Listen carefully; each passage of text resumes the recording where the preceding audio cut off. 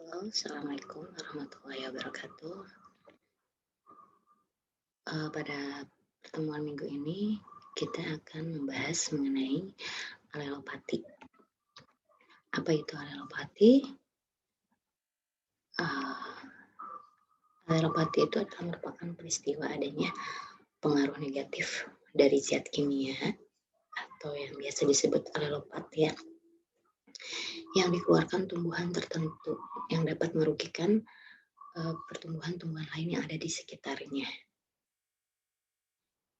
Kemudian tumbuhan ini dapat bersaing antara sesamanya secara interaksi biokimia, yaitu satu tumbuhan mengeluarkan senyawa beracun ke sekitarnya dan dapat mengakibatkan gangguan pertumbuhan tumbuhan lainnya.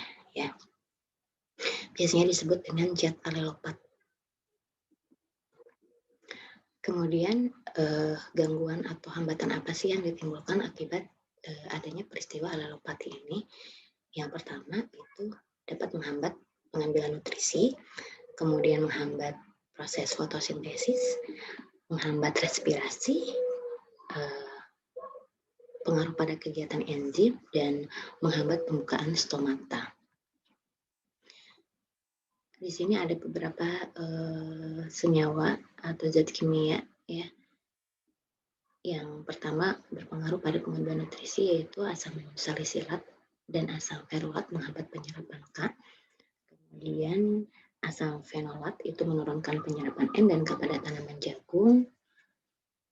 Sedangkan pada proses fotosintesis itu ada scopoletin menurunkan laju proses fotosintesis pada tembakau, asam fenolat menurunkan kadar klorofil, dan laju fotosintesis pada tanaman kedelai. Fluorizin menghambat energi transfer ya.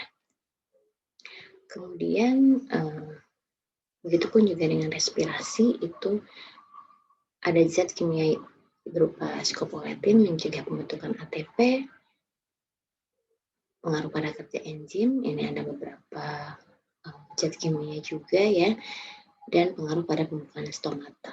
Itu ada kumarin dan asam klorogenik ya, dapat menghambat sehingga stomata menutup. Nah, adapun sumber senyawa alelopati ya, itu dapat ditemukan di semua jaringan tumbuhan, termasuk daun, batang, akar, rizom, umbi, bunga, buah, dan biji. Di sini ada contohnya yaitu pada akar Xenopodium album pada stadium pembungaan mengeluarkan asam oksalat. Kemudian pada batang ya, di sini bisa kalian baca. Kemudian pada daun itu daun Chrysanthemum sp ya, atau bunga matahari ya, Chrysanthemum. Itu yang tercuci air hujan sangat berperan pada penghambatan pertumbuhan tumbuhan di sekitarnya ya, pertumbuhan tetangganya itu adalah tanaman yang berada di sekitarnya. Kemudian pada buah itu air buah tomat, jeruk, limau itu dapat menghambat perkecambahan. Sedangkan pada bunga dan biji, ini contohnya Eupotorium odoratum mengeluarkan substansi beracun dari bijinya. Nah, ada beberapa sumber senyawa alelopati pada suatu agregat sistem ya. Ada alelopati dari gulma, kemudian dari tanaman semusim, tahunan, mikroorganisme, dan tepung sari. Nah, ini bisa kalian lihat di sini untuk alelopati dari gulma ya. Di sini ada istilah autotoksin dan antitoksik. Apa itu bedanya? Kalau autotoksin itu adalah zat kimia yang bersifat alelopati dari suatu tumbuhan yang dapat mematikan atau menghambat pertumbuhan anaknya sendiri atau individu lain yang sama jenisnya. Itu yang auto ya, sendiri, berarti autotoksin. Sedangkan yang antitoksik itu perbedaannya adalah dia itu berbeda jenis ya, menghambat pertumbuhan tumbuhan lainnya yang berbeda jenis. Kalau yang tadi autotoksin itu yang sama jenisnya, kalau yang antitoksik adalah yang berbeda jenis. Kemudian ada alopati dari tanaman semusim. Ini contohnya adalah tanaman semusim yang mengeluarkan zat alopat itu ada padi, jagung, kedelai buncis, dan ubi jalar.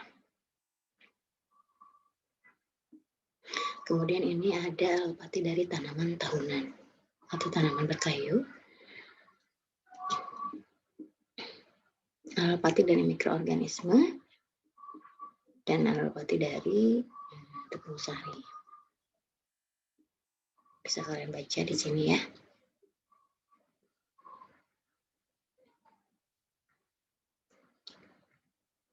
Kemudian senyawa alopati ini dapat dilepaskan dari jaringan-jaringan tumbuhan itu melalui apa? Yang pertama melalui penguapan ya. Kemudian ada eksudat akar, ada pencucian, dan ada pembusukan organ tumbuhan. Beberapa genus tumbuhan yang melepaskan senyawa alopati melalui penguapan itu diantaranya ada Artemisia, Eucalyptus, dan Salvia. Ya.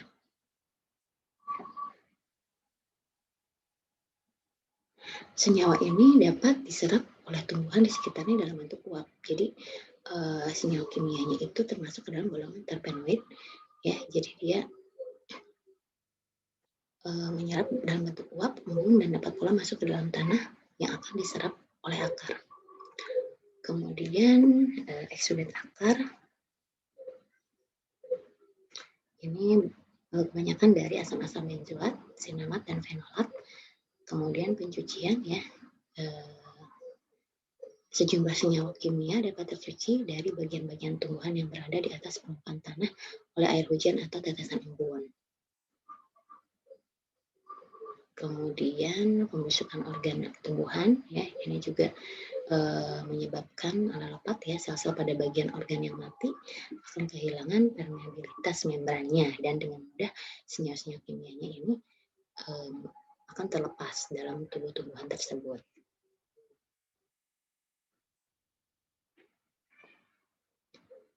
Beberapa substansi alokimia ini ada gas beracun, HCN, amonia, kemudian asam organik, asam aromatik, lakton tak jenis sederhana, dan kumarin. Kemudian ada kinon, flavonoida, tanin, ya, dapat menghambat perkecambahan, ya, nitrifikasi, dan pertumbuhan tanaman. Ada alkaloida, kemudian ada terpenoida dan steroida. Nah, kemudian ini adalah beberapa jenis atau spesies yang mengeluarkan alokimia, ya.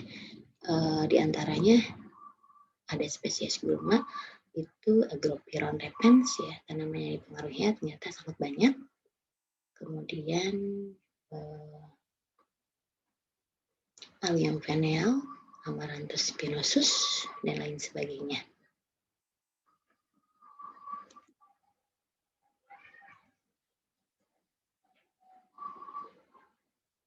Nah, ini ya.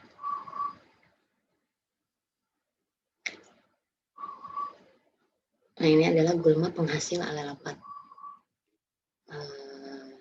Di antaranya ya, karena dari sekian banyak, ini yang saya contohkan, Ageratum conioides itu senyawa alopatnya Ageratochromena dan turunannya ya, monoterpena serta diterpena.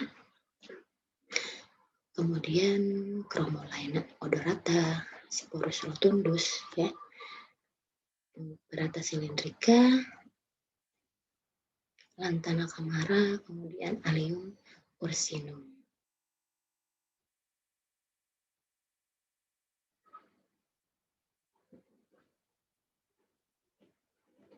Yaitu materi terkait alopati.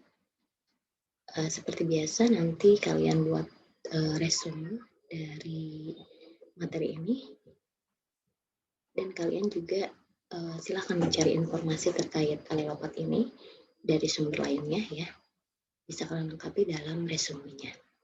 Terima kasih. Wassalamualaikum warahmatullahi wabarakatuh.